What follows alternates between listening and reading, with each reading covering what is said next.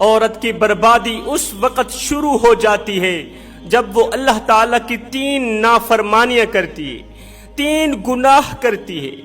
آخر وہ کون سے 3 گناہ ہیں جو عورت کو بربادی کی طرف لے جاتے ہیں، جو عورت کو برباد کرنے کا ذریعہ بنتے ہیں؟ آخر وہ کون سے 3 گناہ ہیں؟ نمبر 1، شوہر کی نافرمانی کرنا۔ یاد رہے، شوہر کی نافرمانی اللہ تعالیٰ کی فرما برداری پر پانی پھیر دیتی ہے، قبولیت کے دروازے بند کر دیتی ہے۔ ایک انسان کی بربادی اس وقت شروع ہو جاتی ہے جب اس کے لیے رحمت کے دروازے بند کر دیے جاتے ہیں، جب اس کے لیے برکت کے دروازے بند کر دیے جاتے ہیں۔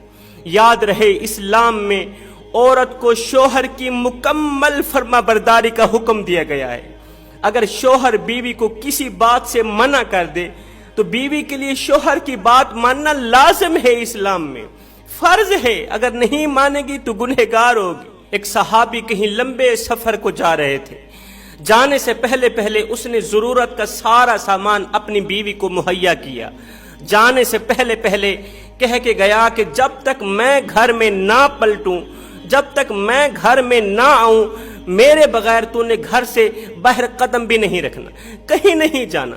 ضرورت کا کھانے پینے کا سارا سامان، تمام اشیاء بیوی کے ہاں مہیا کر کے وہ گھر سے روانہ ہو گیا۔ جب تک میں نہ آؤں میرے بغیر تو نے باہر نہیں جانا۔ اللہ اکبر، شوہر روانہ ہو گیا۔ کچھ دن بعد اس عورت کو پتہ چلا کہ اس کا باپ بیمار ہو گیا ہے، باپ کی دیکھ بھال کرنے کے لیے باپ کے پاس جانا ہے۔ اب اس صحابیہ عورت نے، شوہر کی فرما بردار عورت نے آقا کریم علیہ السلام کی بارگاہ میں ایک پیغام بھجوایا۔ کہا، یا رسول اللہ، میرا باپ بیمار ہے، زندگی موت کی جنگ لڑ رہا ہے، اور میرے شوہر نے کہا تھا جب تک میں نہ آؤں تو نے باہر قدم نہیں رکھنا، میری نافرمانی نہیں کرنی۔ آقا بتاؤ میں کیا کروں، میرا باپ بیمار ہے، زندگی موت کی کشمکش میں ہے۔ میرے کریم نبی نے فرمایا، ایسا کرو، اپنے شوہر کی فرما برداری کرو، یہی تمہارے حق میں بہتر ہے۔ بیوی شوہر کی فرما برداری کرتے ہوئے باپ کی عیادت کے لیے نہ گئی۔ کچھ دن بعد پتہ چلا کہ باپ فوت ہو گیا، باپ اللہ کو پیارا ہو گیا۔ اب میں کیا کروں؟ باہر جاتی ہوں تو شوہر کی نافرمانی ہوتی ہے، آگے باپ ہے، باپ کی میت گھر میں پڑی ہے۔ اس عورت نے آقا کریم علیہ السلام کو ایک پیغام بھجوایا۔ کہا، یا رسول اللہ، میرا باپ انتقال کر چکا ہے، میرا باپ فوت ہو گیا ہے، آپ مجھے اجازت دیں میں باپ کا چہرہ دیکھنے کے لیے جاؤں، باپ کی شکل دیکھنے کے لیے جاؤں، آخری بار دیدار کے لیے جاؤں۔ میرے نبی نے فرمایا، اپنے شوہر کی فرما برداری کرو، یہی تمہارے حق میں بہتر ہے۔ تمہارا شوہر جو کہہ کے گیا تھا کہ میرے بغیر تو نے گھر سے باہر نہیں نکلنا، شوہر کی فرما برداری کرو۔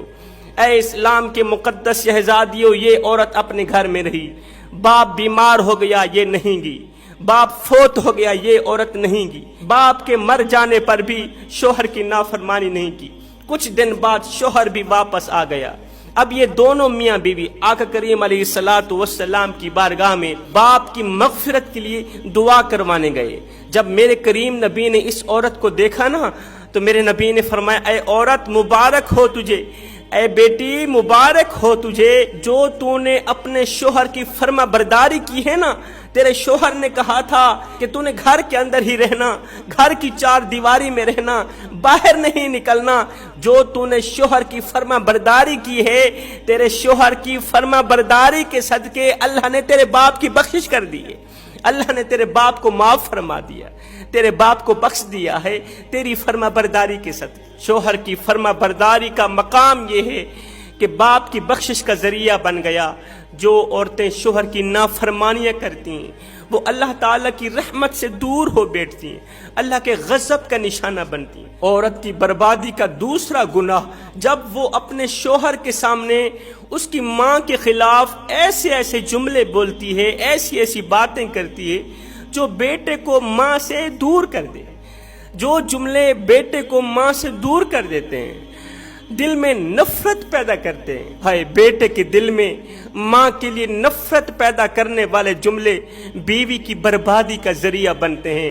حضرت سیدنا عیسیٰ علیہ السلام کہیں جا رہے تھے، جاتے جاتے آپ کا گزر ایک قبرستان سے ہوا. آپ نے دیکھا ایک عورت ہے جو قبر کے سرہانے بیٹھے زاروں قطار رو رہی, چیخو پکار کر رہی. حضرت سیدنا عیسیٰ علیہ السلام اس عورت کے قریب آئے, پوچھا عورت تو کون ہے اور کس کی قبر پہ بیٹھ کے رو رہی؟ عورت نے کہا یہ قبر میری بیٹی کی قبر ہے. میری بیٹی نوجوان تھی, 1 سال اس کی شادی کو نہیں ہوا تھا کہ موت کی گرفت میں آ کر, موت کی دبوچ میں آ کر قبر کی اندھیری کوٹھڑی میں جا سوئی. میرا کوئی عزیز و اقارب نہیں ہے, میرے رشتہ دار نہیں, میرے ماں باپ فوت ہو گئے ہیں کب کے. میں ایک ہی تھی اور ایک میری بیٹی تھی. اللہ نے میری بیٹی کو سنبھال لیا. اب میں رو رو کے موت مانگ رہی ہوں, یا اللہ مجھے بھی اپنی بیٹی کے ساتھ سلا دے. حضرت عیسیٰ علیہ السلام نے فرمایا اے عورت, اگر تیری بیٹی زندہ صحیح سلامت قبر سے باہر نکل آئے اور تو اپنی بیٹی کے حال سے آگاہ بھی ہو جائے, پھر تو صبر کر لے گی نا, پھر تو واپس گھر چلی جائے گی. حضرت 6 سال کا عرصہ گزر گیا بیٹی کی قبر پہ بیٹھ کے روتے روتے. 6 سال کا عرصہ گزر گیا بیٹی کی قبر پہ بیٹھ کے روتے روتے. اگر میری بیٹی مجھے اپنے حال سے آگاہ کر دیتی ہے تو میں صبر کر جاؤں گی, واپس اپنے گھر میں چلی جاؤں گی. حضرت سیدنا عیسیٰ علیہ السلام نے 2 رکعت نماز پڑھی. نماز پڑھنے کے بعد قبر کے سرہانے آئے, آواز دی اے فلاں عورت, اللہ کے حکم سے زندہ ہو کر قبر سے باہر نکلا. آپ نے 1 بار آواز دی, عورت قبر سے باہر نہیں نکلی. دوسری بار آواز دی اے عورت, اے فلاں عورت, اللہ کے حکم سے زندہ ہو کر قبر سے باہر نکلا. دوسری بار بھی یہ لڑکی باہر نہیں نکلی. تیسری بار آپ نے آواز دی اے فلاں عورت, اللہ کے حکم سے زندہ ہو کر قبر سے باہر نکلا. ہمیں اپنے حال سے آگاہ کر کہ تو قبر میں کس طرح کی زندگی گزار رہی ہے, کس طرح کے شب و روز گزر رہے ہیں. آئے حضرت سیدنا عثمان غنی رضی اللہ تعالی عنہ, آپ جب بھی قبرستان میں جاتے تو اتنا روتے خون کے آنسو رویا کرتے تھے, اتنا روتے کہ آپ کی ہوش مبارک جاتی رہتی, آپ بے ہوش ہو جاتے. ایک دن کسی نے پوچھ ہی لیا حضرت آپ جب موت کا ذکر کرتے ہیں اس وقت تو نہیں روتے, لیکن جب قبرستان میں آتے ہیں اس وقت زاروں قطار کیوں روتے ہیں؟ حضرت سیدنا عثمان غنی نے فرمایا او بندے, جب میں قبرستان جاتا ہوں تو مجھے میرے کریم نبی کا وہ فرمان یاد آ جاتا ہے. میرے نبی نے فرمایا تھا اے عثمان, قبر آخرت کی منزلوں میں سے پہلی منزل ہے. اگر یہاں نجات مل گئی تو بعد کے سارے مراحل آسان ہو جائیں گے, اور اگر یہاں نجات نہ ملی تو بعد کے سارے مراحل دشوار ہو جائیں گے. قبر آخرت کی منزلوں میں سے پہلی منزل ہے, اس لیے جب بھی قبر میں جانا تو قبر کے لیے کچھ اکٹھا کر کے جانا. قبر میں اندھیرا ہی اندھیرا ہے, روشنی لے کے جانا. قبر میں کیڑے ہیں, مکوڑے ہیں, حفاظتی اقدامات لے کے جانا. خیر, حضرت سیدنا عیسیٰ علیہ السلام نے جب تیسری بار آواز دی اے فلاں عورت, اللہ کے حکم سے زندہ ہو کر قبر سے باہر نکلا اور ہمیں اپنے حال سے آگاہ کر, ایک دم قبر پھٹی. اپنے جسم سے, اپنے سر سے مٹی جھاڑتے ہوئے ایک لڑکی باہر نکلی. حضرت عیسیٰ علیہ السلام دیکھ کر حیران رہ گئے کہ اس کی پپلیاں سفید ہو چکی تھی, اس لڑکی کے سر کے بال سفید ہو چکے تھے. حضرت عیسیٰ علیہ السلام نے سب سے پہلے پوچھا کہ اے عورت, تو میری پہلی آواز سے قبر سے باہر کیوں نہ نکلی, اتنی دیر سے قبر سے باہر کیوں نکلی ہے؟ اس لڑکی نے کہا یا حضرت, جب آپ نے مجھے پہلی بار آواز دی, اللہ تعالیٰ نے ایک فرشتے کو میری قبر کے اندر بھیجا. فرشتہ آسمان سے زمین پر اترا, پھر میری قبر میں گیا. اس فرشتے نے میری ٹوٹی پھوٹی ہڈیوں کو ایک دوسرے سے جوڑا, میرے اوضاع کو جوڑا. جب آپ نے دوسری بار آواز دی تو اس فرشتے نے میرے اندر روح پھونکی.